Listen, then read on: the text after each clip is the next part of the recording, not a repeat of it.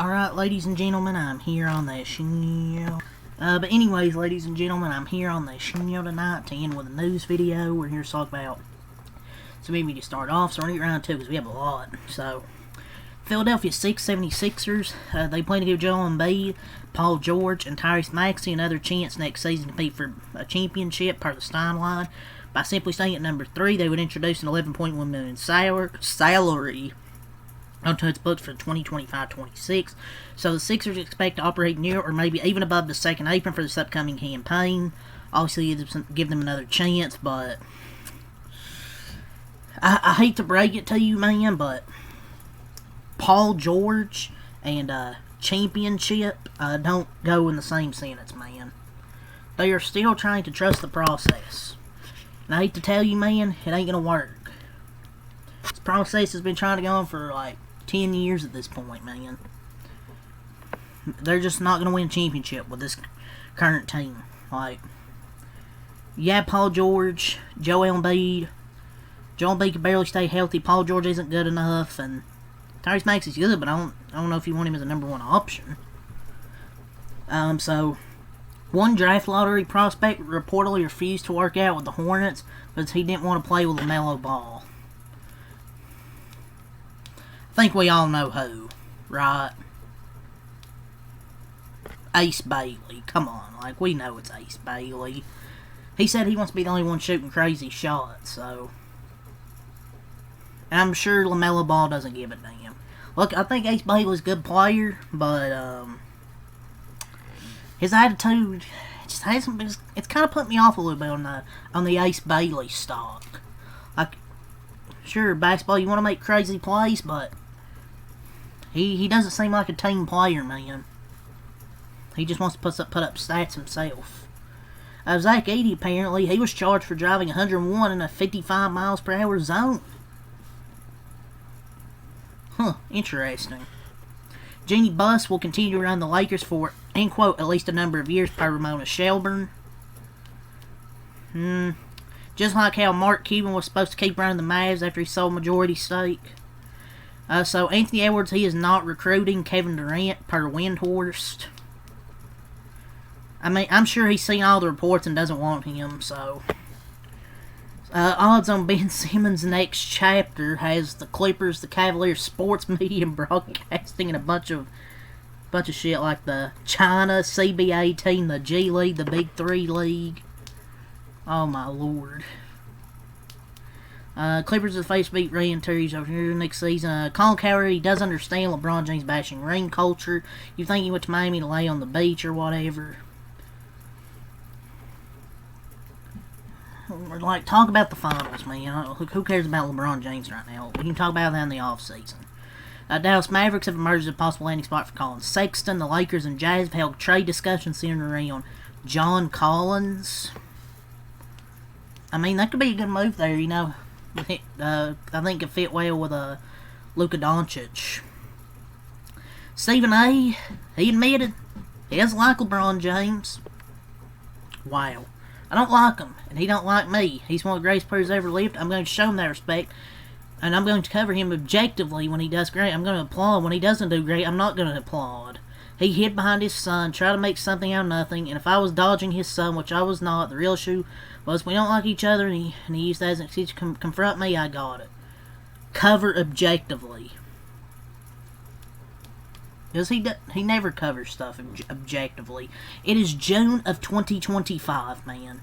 Like, move on. It is June. This happened months ago. Let it go, man. Like, you don't need to make yourself the main topic of the NBA discussion every single day. The Minnesota Timberwolves, they reportedly tried to construct a 3-team deal with the Suns and Nets for Kevin Durant, but Durant shot it down. Yeah, it's clear he doesn't want to go to Minnesota. The Miami Heat are expected to show interest in DeMar DeRozan. If they don't land Kevin Durant, they're going to show some interest in DeMar DeRozan. The Kings have been telling agents there's a high possibility they could pick early in the 20s, and Miami owns that pick, so we'll see. Stephen A., he was also in some more bullshit today, talking about Memphis. John Morant was critical of the media coverage, as he should, instead of focusing on the finals, the performances we've seen from J-Dub, Shea, Siakam, McConnell. And he says it's still recognized as one of the worst cities in America, to the point where the head of the FBI has called it the murder capital of this country, per capita. That's on the record. This guy chooses what he wants to respond to. Why are you talking about Memphis during the finals? Like, what does this have to do during the NBA finals? I know you can't talk about it the whole show, obviously. But my God, man, like, I swear, he does everything but talk about basketball. He talks about how dangerous cities are. Like, I'm sick of Stephen A. single-handedly ruined sports commentary. My Lord, man. Like, this is a... First Take is a sports show. This isn't a Fox News show, Stephen A. Somebody needs to have freaking allegations against him so we can get him out of here.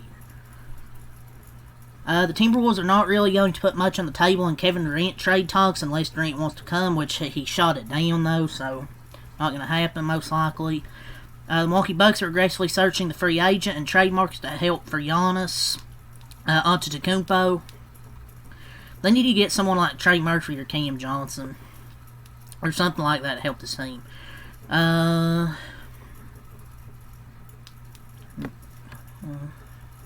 But yeah, that's all the NBA to really talk about here. So let's move on to some wrestling. So, Mercedes won the CMLL Women's Championship.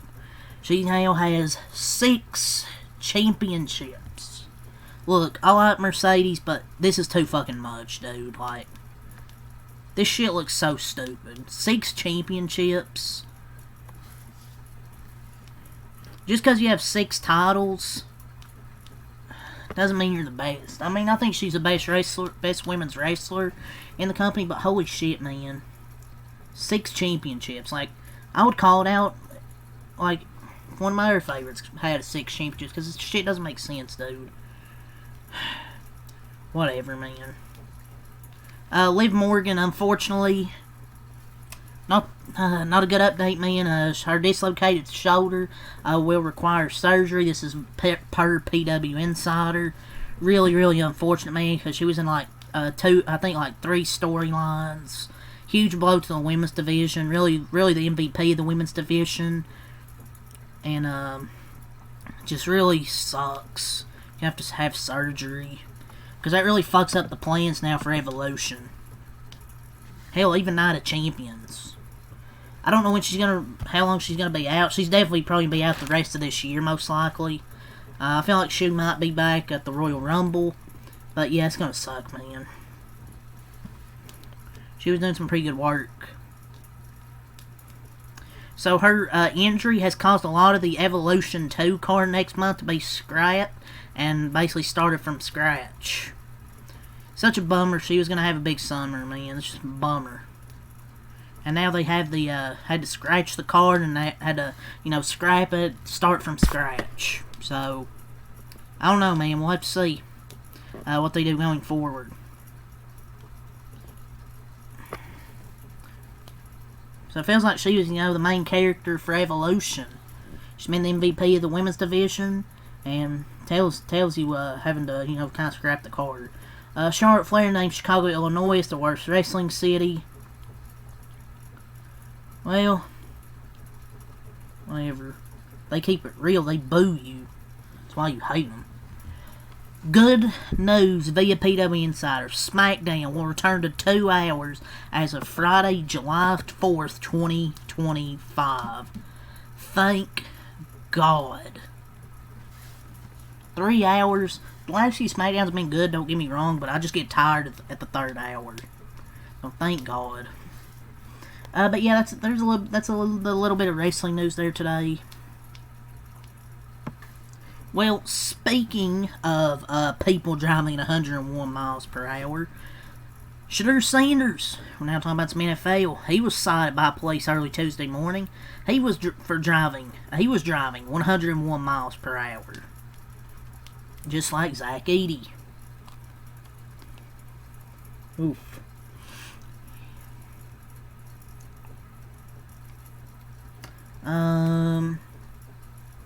I didn't talk about this with the NBA, but the Buss family entered an agreement to sell majority ownership of the Lakers to Mark Walter, the CEO and chairman of diverse holding company TWG Global. He's also, I think, the Dodgers owner. So yeah, let's get back to the NFL here.